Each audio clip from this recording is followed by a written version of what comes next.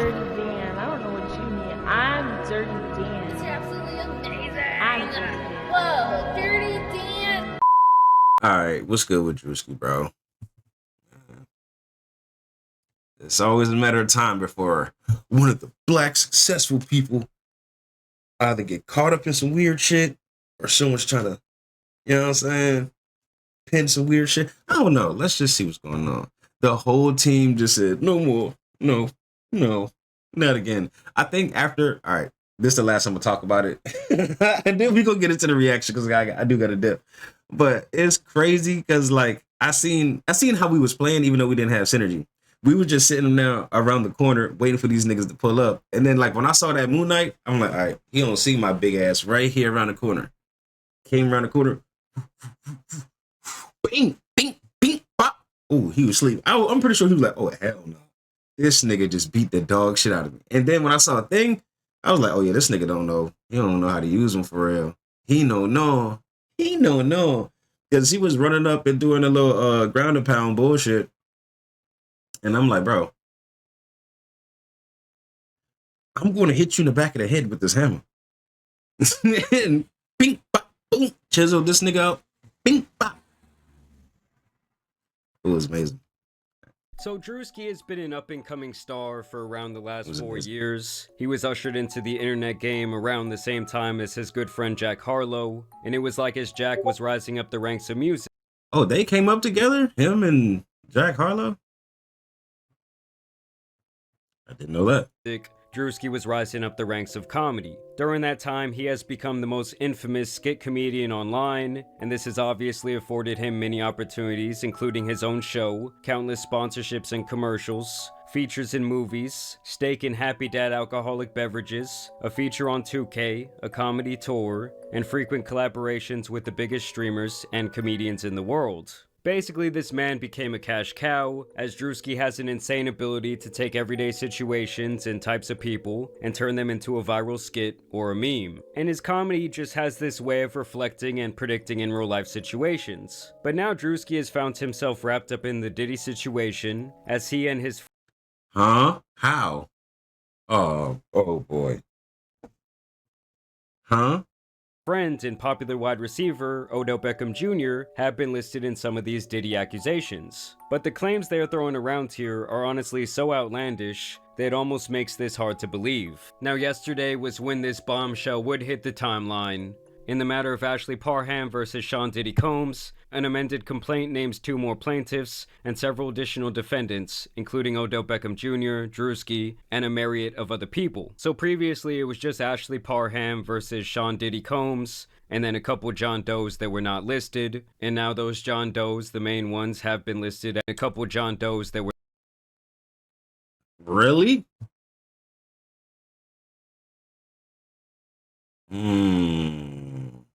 not listed, and now those John Does, the main ones, have been listed as DRUSKI and Odell Beckham Jr. In total, DRUSKI's name is actually listed 45 different times in this lawsuit, but these are the key details that really make everyone think that this is pretty far-fetched. Defendant Diddy then instructed another defendant Doe to also violate plaintiff defendant Doe, who has been determined to be defendant DRUSKI, is what they're alleging. They say instead of immediately violating the plaintiff, defendant DRUSKI doused plaintiff with more oil and lubricant and then jumped on top of the plaintiff's naked and oiled body, treating it like a slip and slide, and knocking the wind out of the plaintiff due to his enormous size. So they're saying DRUSKI was in there slipping and sliding all around. Defendant DRUSKI then caught himself from sliding over the plaintiff's oiled body, and off the bed, he then began violating the plaintiff through her reproductive parts. While defendant DRUSKI was violating the plaintiff, defendant Diddy sat in a chair near the bed and began pleasuring himself while recording plaintiff's violation by defendant DRUSKI. Another party's phone fell on the bed near the plaintiff. The plaintiff then attempted to grab the phone, but it slipped out of her hands and onto the floor due to the oil/lubricant that had been doused. Bro, this can't be real, bro. This shit can't be fucking real. This cannot be actually real. So you mean to tell me Diddy, DRUSKI, Odell Beckham Jr., and some random bitches are in a big ass room full of oil, slipping and sliding on each other, while Diddy sitting back beating off. A fat nigga slipping and sliding around sounds devious. That sounds horrible. That's like a I don't know why. I'm not imagining that. I don't know. I don't want to know what that looks like. But I just imagine a fat nigga like sliding around, like can't be able to can't be able to stop. Like I just imagine that Miley Cyrus drum when she came in, on a wrecking ball and shit. I just imagine like a big nigga like a wrecking ball just swinging by and breaking whatever he collides into. Honestly. All over I would say this can't be real. Diddy and DRUSKI. Obviously, at this point, the baby oil is like infamous in this Diddy case. For those of you who don't remember, they claim that they discovered that. Yeah, from that movie Blink Twice, laced baby oil in Diddy's house. And they seized cases and cases of the kinds of personal lubricant and baby oil that Combs' staff allegedly used to stock hotel rooms for the freak-offs. More than 1,000 bottles altogether. Defendant Diddy began laughing at plaintiff's attempt to grab the phone. Throughout this violent gang violation, defendant Diddy made constant belittling remarks to plaintiff, including that he owned her now. When defendant DRUSKI was finished violating the plaintiff, defendant KK entered the room to examine the condition of the plaintiff, who was barely able to move or control her bodily functions. And they say this is when they attached her to an IV and pretty much brought her back to life, made sure she wasn't gonna die. And that was apparently when Diddy, Shane, who is apparently the man who introduced Diddy to this person, KK, Odell, and DRUSKI then exited the residence to the backyard where they smoked marijuana and cigarettes. And so obviously this all had the internet going absolutely wild. Of course, people immediately started resurfacing old clips of Diddy hanging out with DRUSKI. Don't mind if I do.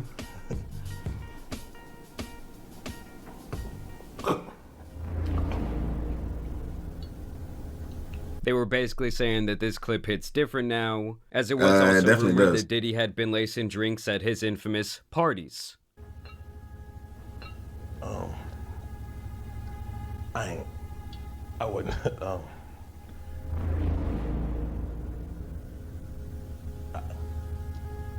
That nigga do look devious. Shot. DRUSKI was also asked at one point what it was like to attend these Diddy parties. You ever been to one of Diddy parties? Yeah, I've been in attendance.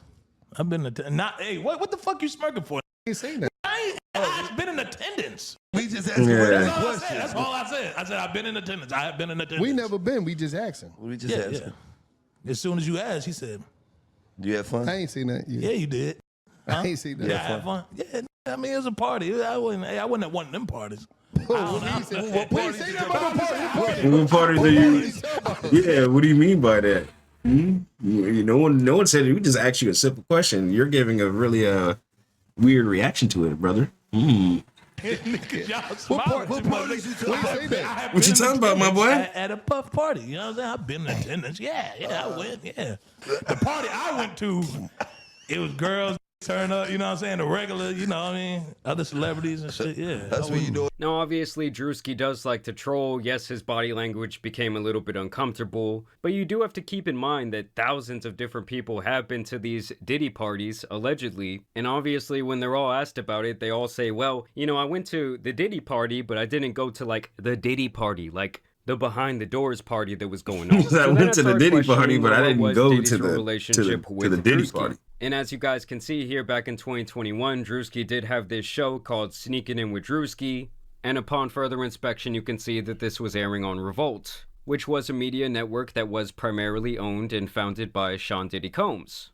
And although he no longer owns any shares in the company, back in 2021, he was still running that shit, and he presumably gave that opportunity to his boy DRUSKI. I also thought that this little tidbit was interesting because Odell Beckham Jr. and DRUSKI have been friends for quite a few years now. Baltimore Ravens wide receiver Odell Beckham Jr. struck up a friendship with DRUSKI upon finding his videos and invited the comedian to stay at his home during the COVID-19 pandemic. And obviously, the pandemic was back in early 2020, and that's where these dates really start not matching up because the defendant is saying that this happened on March 23rd, 2018, way before DRUSKI was even remotely famous or known online, where the defendant says that this guy Shane invited the plaintiff over to his home to assist him with his cancer medications because he stated he was weak and unable to open his medications, She says upon her arrival that this guy Shane wanted to give her a ride in his new car, and she says this is when this guy Shane pretty much set her up for the violation that allegedly involved Diddy, DRUSKI, and OBJ. Now, much like with Jay-Z with his recent Diddy accusations, DRUSKI would respond swiftly to this filing, where he says the allegation is a fabricated lie. I wasn't a public figure in 2018. I was broke and living with my mom without any connections to the entertainment industry at the time of this allegation, so the inclusion of my name is truly outlandish. My heart breaks for actual victims of abuse, but I'm fully confident that the evidence will expose this falsehood and the individuals who are maliciously trying to game the legal system to peddle false narratives. So he kind of has the same stance that Jay-Z had back a couple months ago, saying this whole thing is a bunch of bullshit, and the timeline isn't even really adding up. And of course, when something like this comes out, you're going to have a lot of people running with the story. Like this tweet that went viral where this girl says, I can't believe hashtag Odo Beckham Jr. and hashtag DRUSKI are in this new Diddy lawsuit taking turns violating this girl. Wow. You had other popular hip-hop and media pages saying DRUSKI did what? The same sentiment is shared here, ironically including this misinformation meme. Then you had people using DRUSKI's own skits against him, like this guy who says there's no way that this DRUSKI shit is real. Basically saying that that was DRUSKI's reaction to this information. Another user says DRUSKI after someone didn't give him consent. This guy specifically seems to really be leading the charge when it comes to these DRUSKI jokes about this very serious situation. He says DRUSKI's lawyer right now. We got good and bad news. Good news, we got your payment, buddy. Bad news, they gave you life. Sayonara. So yeah, it's just crazy to see this guy's own skits and various statements being used against him as Love even 100. if it is a joke. These are the type of things that people try to get off coming online. through with the big old biddies. Preach. Coming through with the biddies out of nowhere. Preach. I'm about to head up out of here though. I just wanted to do this reaction. I still got time to be there. Memeing a nigga on right. Memeing a nigga with his own content is funny as shit though. I ain't gonna lie, that is kind of funny. I know in the back of his head, he like, nigga, this some bullshit. Niggas using my own jokes and memes and skits to fry my goof ass up. Kind of devious, but it's funny. And they do end up going viral. Thank you, bitch. For a couple. Show Love 100. I didn't call you a bitch, but appreciate you. Preach. How's the day going? How's your Monday? Hope the Monday ain't too meh. Meh Monday. I'm about to. I got 3 dubs. I don't know if Thank you you so much for the follow. I appreciate you. Okay, you so you now just have a very just special throwing bits. spot in my heart. Just letting you know. Okay, Show Love 100. Thank you, bitch. Okay. Show Love 100. You spanking pussy ass bitch. Show Love 100. All right. You're just in a giving mood, I see. I appreciate you. I appreciate you so much. Deadass. Preach. I said left. You can't see. You couldn't even leave right. You know what that was? You just threw. Wait. 1, 2, 3, 4, 5. You threw $5 at me, and then you tried to leave, and then tripped on your way out. That's what that was. You threw $5 and you was trying to leave out all smooth, and then you tripped and you tried to play it off. That's exactly what happened. That's exactly what happened. But I appreciate you, love. Deadass. A little Twitter shekels and a little bit of clout. It's not worth making. I'm gonna get my ass up out of here too. Go to work. Whether you believe he's guilty for some reason or not, but, because honestly, I hope think it's a whole going bunch good. of nonsense. And it leads to other people chilling making and more vibing. serious statements like this. Okay, so now that DRUSKI was named in the Hope you Diddy made it back lawsuit home, for gang keep it violation, cool. this creepy skit he made in 2022 about guys getting girls drunk to have sex with them is aging so horribly. And it's like, does the person that posted this not understand that the entire point of this skit was to pretty much dog out guys that act like this? Like, the whole point of the skit is to say that guys who act like this are pieces of shit. Now, here is a clip from 4 months ago of this news network and of the lawyer representing this woman, Ashley Parham, in this case, and now these other 2 Jane Does, speaking on behalf of her client and the entire situation. Well, her attorney says she was in her 30s at the time of this alleged violent attack. It happened just about half a mile away from the Orinda police station here in a quiet neighborhood about 6 years ago. So yeah, 6 years ago, long before DRUSKI was known at all. Ashley Perham says in 2018, Diddy and his entourage violently gangbang style her in Orinda. Her attorney, Ariel Gangbang style? Is that really how you... There's got to be a more professional way to say that. There's got to be a more professional way to say gangbang grape style. That sounds like... I'm not trying to make a joke, but...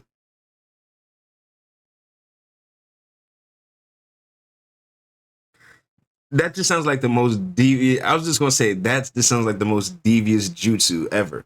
Like, I was thinking about, like, you know...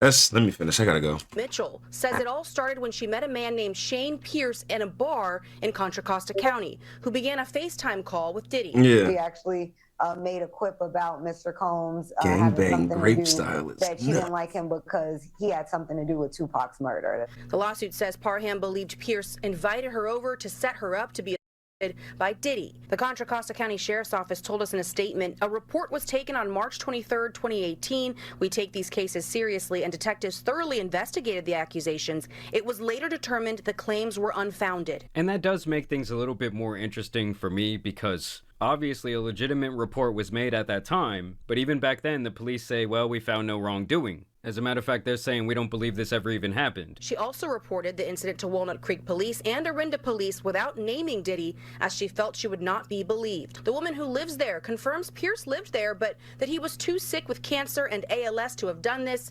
She also says Pierce did not know Diddy. So they're saying this guy has not only cancer, but also ALS. Now, if I really want to get into my conspiracy bag, I wanted to note here that I think that this all could just be a mastermind smokescreen being set by Diddy and his legal team. It's like Pokemon, okay? The accuracy goes down once you set the smokescreen. Because recently, the case against Jay-Z has been dropped without prejudice, which I believe means that they cannot, like, try to bring it back up in court. They cannot try Jay-Z again for the same thing. Obviously, there was a lot of holes in the timeline of that story. The accuser's own father said that he doesn't remember any of that taking place. And overall, the timeline and the series of events, especially when she came out on that news segment, just really were not adding up. And when the decision by the judge was made public and that entire thing was dismissed, Sean Combs' legal team would put out this statement.